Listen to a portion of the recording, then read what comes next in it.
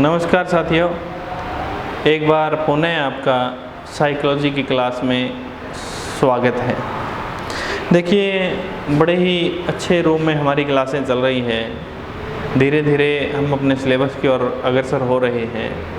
कई विद्यार्थी तो ऐसे हैं जो बीएससी बीएड में पहली बार सामना करेंगे, बीए बीएड में पहली बार साइकोलॉजी का सामना करेंगे। इसी कारण से हमने शुरुआती दौर से साइकोलॉजी के अर्थ को बताते हुए उसके आगे के टॉपिकों की ओर बढ़े हैं। हमारा एक टॉपिक चल रहा था बाल विकास का।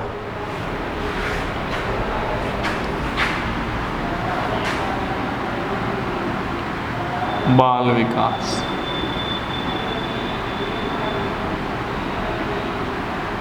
बालक के विकास के बारे में हम चर्चाएं कर रहे थे। बालक के विकास में हमारा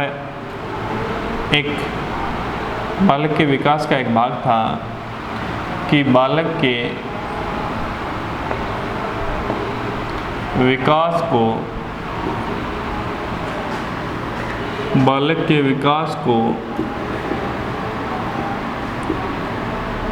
प्रभावित करने वाले कारक।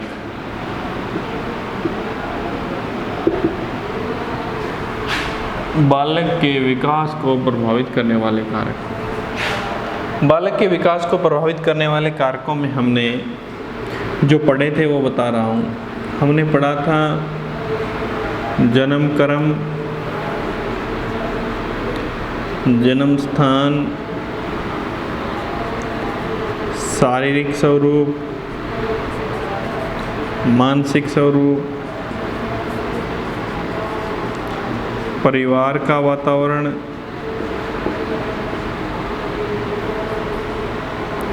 और मित्र मंडली,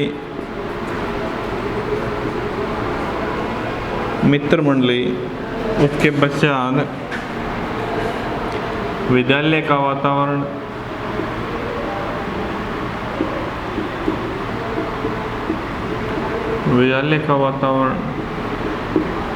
पोषण, विद्यालय का वातावरण, पोषण, शिक्षा, खेल मैदान, सांस्कृतिक वातावरण,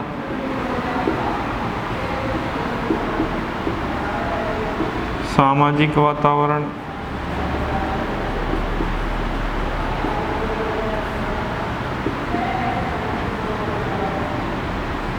ये लगभग ये चीज़ें हमने इन कारकों के बारे में, मुख्य जो कारक हैं इन कारकों के बारे में हम चर्चाएं कर रहे थे कि बालक के विकास को प्रभावित करने वाले कारक कौन से। इनमें हमने जन्म क्रम के बारे में इससे पहली कक्षाओं में चर्चाएं कर ली, जन्म स्थान के बारे में, शारीरिक स्वरूप में, मानसिक स्वरूप में, परिवार के वातावरण के बारे में, मित्र मंडली के बारे में हम चर्चाएं कर रहे थे कि सबसे ज़्यादा जो अहम योगदान है बालक के विकास में, बालक के विकास में सबसे ज़्यादा जो योगदान रहता है वो मित्र मंडली का रहता है। मित्र मंडली का, और दूसरा जो रहता है वो खेल मैदान का रहता है। इसके बारे में चर्चाएं करने बाकी है कि देखिए साथियों, बालक जो है वो बालक के शैशवावस्था से निकल कर के आया है। शैशवावस्था में जब घर में रहा है तो शैशवावस्था में विकास है वो अत्यधिक तीव्र गति से चला है। बाल्यावस्था में आने के बाद वो जो विकास का जो स्वरूप है उसकी जो गति है वो धीमी हुई है कुछ। किसकी अपेक्षा? शैशवावस्था की अपेक्षा। अब साथियों, यहाँ पे जो बालक है वो मित्र मंडली में प्रवेश करेगा, पड़ोस में भी जाएगा। कुछ मित्र उसके शैशवावस्था में भी बनने लग जाते हैं। शैशवावस्था को जैसे हम कहें उत्तर शैशवावस्था का जो काल है, उस उत्तर शैशवावस्था के काल में उसके मित्र बनने लग जाते हैं और वह उन मित्रों के संपर्क में आ जाता है। और मित्रों के संपर्क में आने के पश्चात वह जैसा उसके मित्र करते हैं वैसा ही वो करना पसंद करता है। जैसे उसके मित्र रहते हैं, जैसे उसके मित्र खाते हैं, जैसे उसके मित्र खान पान में ध्यान देते हैं, जैसे जहाँ उसके मित्र खेलते हैं, जहाँ उसके मित्र रहते हैं, जैसी जैसी क्रियाएं करते हैं, वो सारी की सारी बातें वो जो मित्र हैं वो उन मित्रों के ऊपर ध्यान में रख करके, उसी को अपने स्वभाव में रख करके वैसी क्रियाएँ करनी प्रारंभ कर देता है। तो सबसे ज़्यादा जो प्रभाव हम कहें कि मित्र मंडली का पड़ता है। और इससे आगे की अवस्थाओं में धीरे धीरे जब अगर एक सही मायने में अगर हम माने तो सबसे ज़्यादा जो बातें मानना या सबसे ज़्यादा उनके पच्चीनों में चलना, तो वो जैसे उसके दोस्त करते हैं वैसा ही वो करना पसंद करता है। और उसके बाद अगला जो विकास की हम बात करें तो खेल मैदान कि बालक का जो विकास है, खेल मैदान में दोनों विकास चलते हैं, शारीरिक विकास भी चलता है, शारीरिक भी चलता है और मानसिक भी चलता है। इस खेल मैदान की अगर हम चर्चाएं करें तो यहाँ पे शारीरिक और मानसिक दोनों विकास होते हैं। बार बार हमने कहते हुए सुना होगा कि एक खिलाड़ी को खेल की भावना से खेलना चाहिए, खेल की भावना से खेलना, बार बार अनेकों बार हमने एक कोटेशन सुने हैं। अब यहाँ पे देखिए शारीरिक विकास तो खेल से हो रहा है, उसके साथ कौन सा विकास भी हो रहा है, मानसिक विकास भी हो रहा है। अब मानसिक विकास में देखिए साथियों कि बालक अपने संवेगों पे नियंत्रण करना लग जाता है। मानसिक विकास में देखिए अब उसके जो संवेग हैं उन संवेगों पे नियंत्रण करना प्रारंभ कर देता है। नियंत्रण का अर्थ संवेग यानी संवेगों में एक संवेग है क्रोध संवेग। एक कोई खिलाड़ी है वो मान के चलिए हार की ओर अग्रसर हो रहा है, एक बॉलर है मान के चलिए, बॉलर है उसकी बॉल बार बार उसकी बॉल के ऊपर चौके छक्के लगाए जा रहे हैं, बैट्समैन उसकी बॉलों पे हावी हो रहा है, तो स्वाभाविक सी बात है उसका जो कौन सा संवेग प्रस्फुटित होता है, क्रोध होता है। उसी संवेग के नियंत्रण के जो उसी संवेग का जब वो नियंत्रण करता है तो कौन सा विकास होता है, मानसिक विकास, संवेगों का विकास होता है। उसके बाद चिंतन प्रक्रिया है, चिंतन यानी सोचने की प्रक्रिया है, वो उसके ऊपर भी नियंत्रण करता है, मस्तिष्क के ऊपर भी नियंत्रण करता है, और उसके जो सूझ है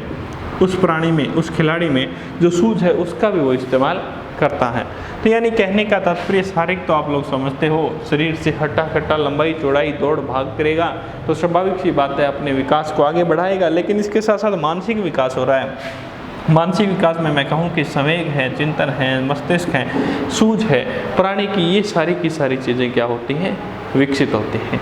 तो इससे हम कह सकते हैं साथियों कि खेल मैदान में है जो है उसमें दोनों विकास होते हैं, एक तो शारीरिक विकास भी और दूसरा मानसिक विकास भी होता है।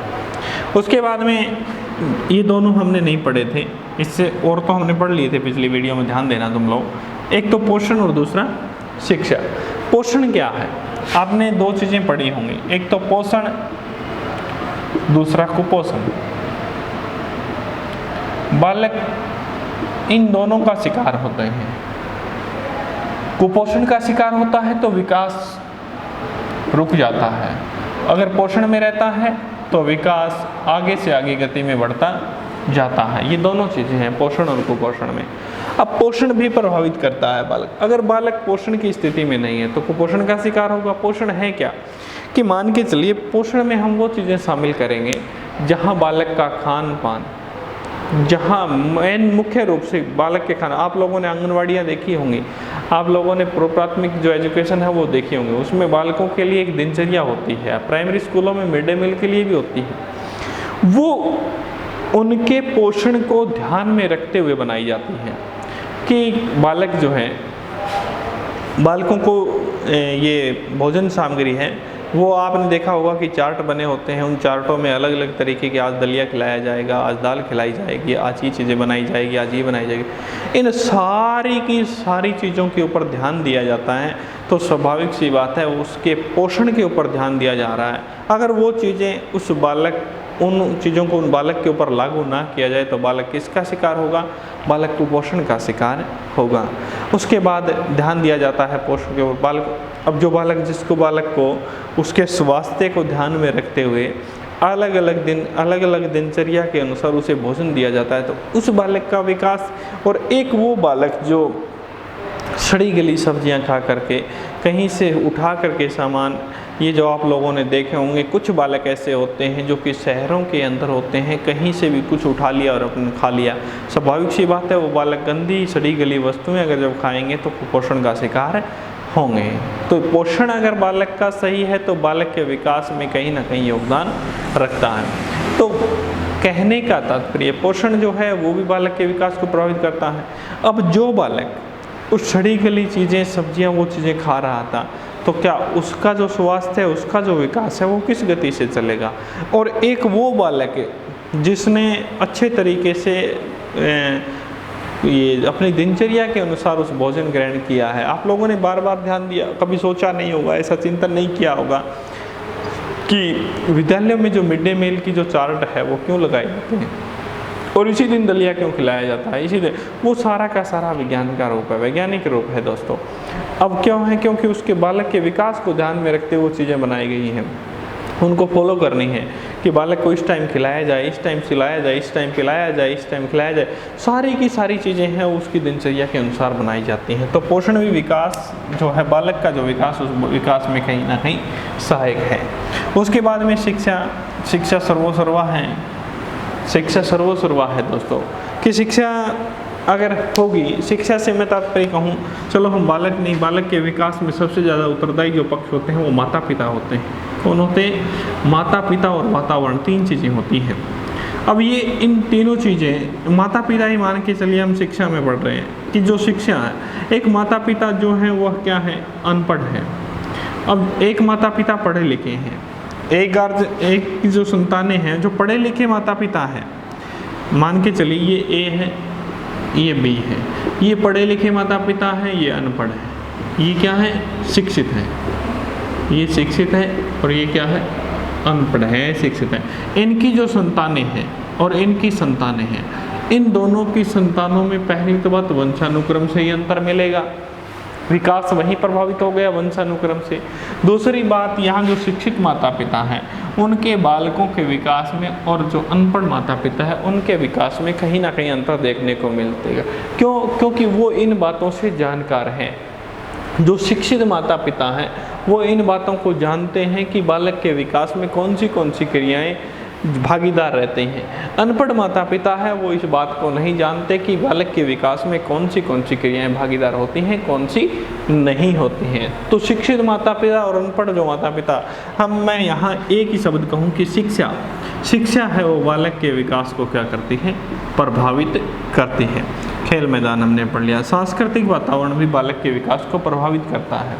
कुछ बालक ऐसे हैं जो कि अपने अंदर तो आंतरिक और बाह्य दो, हम व्यक्तित्व में पढ़ेंगे ये बातें, एक आंतरिक स्वरूप व्यक्तित्व होता है, एक बाह्य होता है, जिसको हम अंतर्मुखी और बहिर्मुखी बोलते हैं।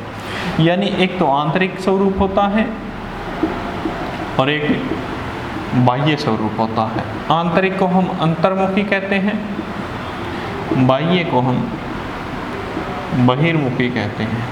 अब ये जो स्वरूप होते हैं अंतर्मुखी और बहिर्मुखी, आंतरिक और बाह्य, ये देखिए यहाँ सांस्कृतिक वातावरण में ये चीज़ महत्वपूर्ण योगदान देती है कि एक बालक है, उस बालक को आपने अच्छा पढ़ाया है, अच्छा लिखाया है, अच्छे तरीके से तौर तरीके से सब कुछ उसकी सुख सुविधाएं आप लोगों ने दी है, लेकिन उस बालक को कभी आपने उस खेल से दूर रखा, सांस्कृतिक वातावरण में देखिए उस बोलने से दूर रखा, उसे कभी आपने गाना नहीं गाने दिया, उसे आपने कभी बोलने सही तरीके से खुल करके बोलने। सांस्कृतिक वातावरण में क्या होंगे?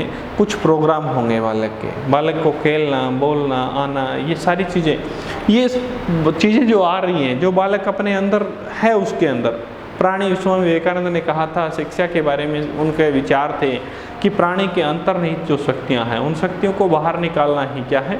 शिक्षा है। तो उन्होंने ये बात कही थी साथियों कि जो चीज़ जो स्वरूप है हमारा सही मायने में अगर हम देखें तो जो हमारे अंदर के जो विचार हैं और एक आंतरिक जो विचार जो हैं हमारे आंतरिक विचार, वो जो प्राणी, जो एक शिक्षक या कोई और जो उसे दिशा निर्देश देने वाला था, वो उन विचारों को बाहर प्रस्फुटित नहीं कर पाया, और जब बाहर प्रस्फुटित नहीं कर पाया तो वो चीज़ें उसके अंदर दबी रह गई। अब जब वो उसके अंदर दबी रह गई तो हम कह सकते हैं कि विकास कहीं ना कहीं वहाँ से भी प्रभावित हुआ है। तो यहाँ पे जो सांस्कृतिक वातावरण है वो भी बालक के विकास को क्या करता है? प्रभावित करता है। सामाजिक वातावरण हमने पहले क्लास में पढ़ लिया था। ये थे हमारे कुछ एक विकास को प्रभावित करने वाले कारक। विकास को प्रभावित करने वाले, बालक के विकास को प्रभावित करने वाले कारकों में हमने अच्छे तरीके से चर्चाएं कर ली। हम आशा और उम्मीद यही करेंगे कि आप लोगों ने सही से समझा होगा। जन्म क्रम, जन्म स्थान, शारीरिक मानसिक परिवार का वातावरण, मित्र मंडली, विद्यालय का वातावरण, पोषण, शिक्षा, खेल मैदान, इसके अलावा भी मुख्य रूप से हमने ये पढ़े हैं। इसके अलावा भी बहुत से ऐसे जो हैं जो बालक के विकास को प्रभावित करते हैं। अब देखिए यहाँ तक जो हमने किया है अभी तक, जो अगर कंपटीशन के हिसाब से देखें तो हमारा कम से कम 3 या 4 नंबरों का काम हो गया है।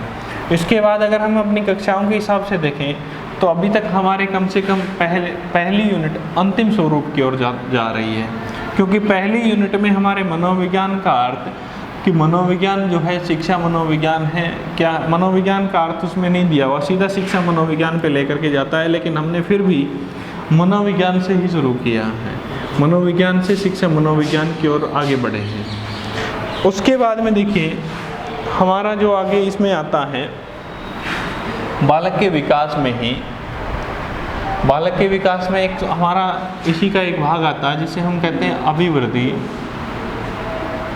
अभिवृद्धि और विकास,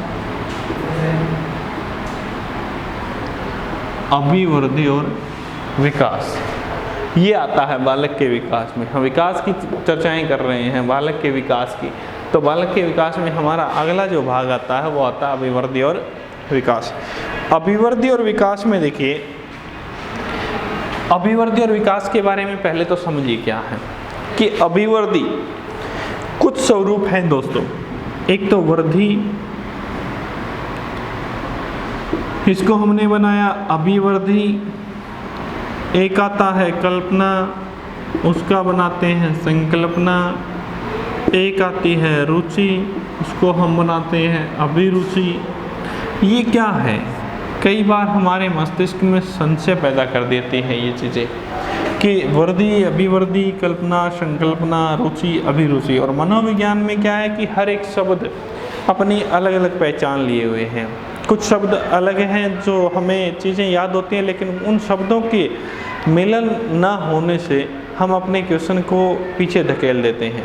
जैसे वृद्धि क्या है, वृद्धि का सही रूप हम पढ़ रहे हैं वो अभिवृद्धि और विकास, इसके बारे में बाद में जाएंगे कि वृद्धि का अर्थ क्या है, बढ़ना। कोई भी चीज़ बढ़ती है उसे क्या कहते हैं, वृद्धि। और उस बढ़े हुए स्वरूप का विस्तारित स्वरूप क्या है, विस्तारित स्वरूप क्या कहलाता है, अभिवृद्धि कहलाता है। उसके बाद में कल्पना, कल्पना हम किसे कहते हैं, कल्पना केवल सोचने मात्र को कहते हैं, सोचने मात्र को कहते हैं, केवल चिंतन मात्र को कहते हैं, ये कहते हैं। ये तो है कल्पना। और संकल्पना क्या है, केवल उसी चीज़ के बारे में सोचते रहना, केवल उसी चीज़ के बारे में क्या है, चिंतन करते रहना, वो संकल्पना। उसी का विस्तारित भाग हो गया। जिस तरीके से वृद्धि का विस्तारित भाग अभिवृद्धि था, तो उसी तरीके से कल्पना का विस्तारित भाग क्या कहलाएगा, अभी ये संकल्पना। रुचि, उसी स्वरूप में हम क्या रखेंगे, अभिरुचि। तो ये दोस्तों आप लोगों को ये भ्रमित करने वाली बात नहीं है कि आप भ्रमित हो जाओ कि अभिरुचि आ गया तो इसमें क्या होगा, रुचि है तो इसमें क्या होगा, अभिवृद्धि है, वृद्धि है। ये सारी की सारी चीज़ें इसका ही विस्तारित रूप कहलाती है, इन्हीं शब्दों के विस्तारित रूप कहलाते। अगर रुचि का पता है तो अभिरुचि का भी पता है, ठीक है। अगर कल्पना का पता है तो संकल्पना का भी हमें पता है आसानी। अब देखिए अभिवृद्धि और विकास, इन शब्दों के अर्थ क्या है, अभिवृद्धि और दूसरा हमारे सामने है विकास। एक तो है अभिवृद्धि, दूसरा है विकास। क्या होता है अभिवृद्धि और विकास, आप लोग जो बार बार अपने कहते हो वृद्धि विकास, वृद्धि विकास लिखा हुआ मिलता है बहुत सी ऐसी बुकों में, तो क्या अर्थ क्या है वृद्धि और विकास का। कि देखिए मैं यहाँ कहूँ कि यहाँ जो वृद्धि है उसको शारीरिक रूप में रखा जाता है, किस में रखा जाता है, शारीरिक रूप में। और जो विकास है उसको किस रूप में रखा जाता है, मानसिक रूप में रखा जाता है। अभिवृद्धि शारीरिक रूप में रखी जाती है और मानसिक विकास जो है वो मानसिक पक्ष में रखा जाता है। यहाँ तो सारी की सारी चीज़ें शरीर से संबंधित रखी जाती हैं, शरीर का बढ़ना, लंबाई, चौड़ाई, बाहर, आकार, ये चीज़ें हैं वो इसमें रखी जाती हैं। यहाँ पे जो मानसिक पक्ष है इसमें मुख्य रूप से संवेग है, यहाँ पे चिंतन की प्रक्रिया है, यहाँ पे सूझ की प्रक्रिया है। इन चीज़ों को मानसिक पक्ष में शामिल किया जाता है।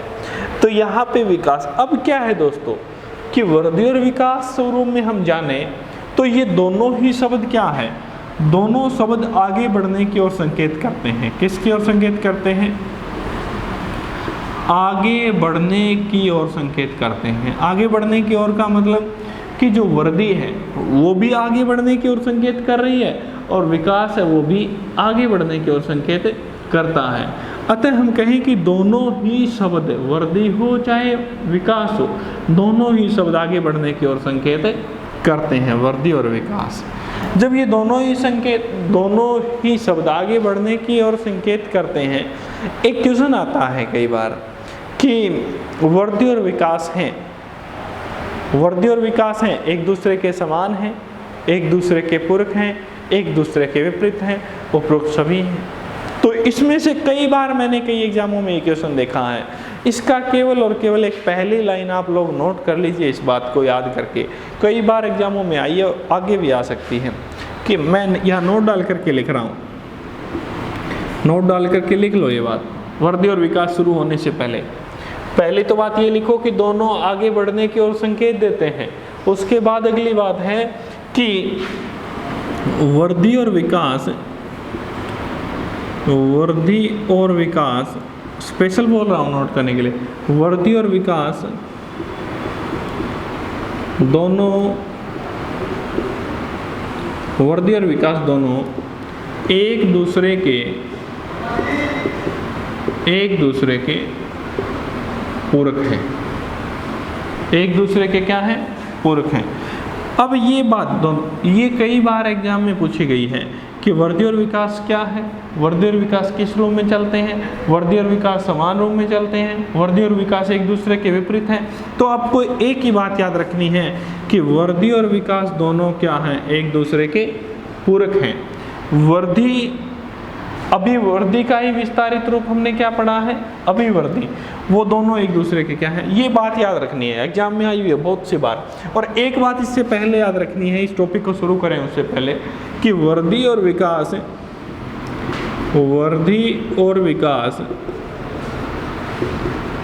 दोनों आगे बढ़ने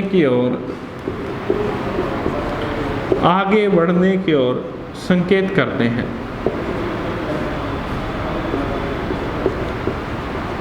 ये बात याद रखनी है, ये दोनों बातें याद रखनी है। उसके बाद हम आगे बढ़ते हैं कि वृद्धि और विकास दोनों शब्द आगे बढ़ने की ओर संकेत करते हैं, और वृद्धि और विकास दोनों एक दूसरे के क्या है? पूरक हैं। इससे के आगे बढ़ते हैं। देखिए साथियों, वृद्धि और विकास में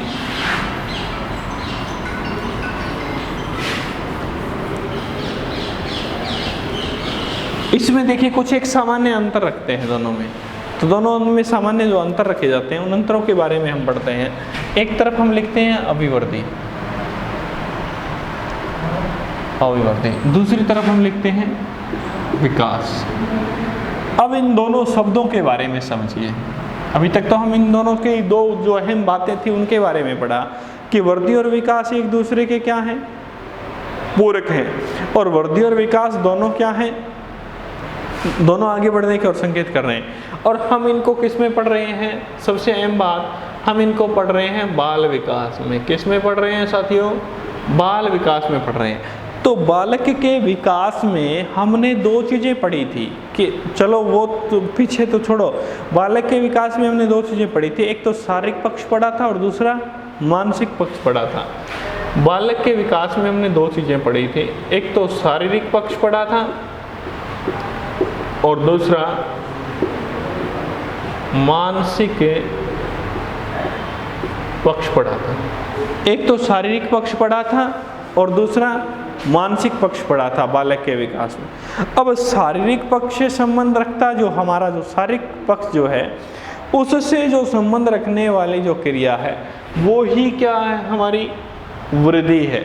और जो मानसिक पक्ष से जो संबंध रखने वाली है वो ही क्या है? विकास है। इनके बारे में हम पढ़े, उससे पहले पढ़ चुके हैं हम शारीरिक पक्ष क्या होता है, ये मानसिक पक्ष क्या होता है।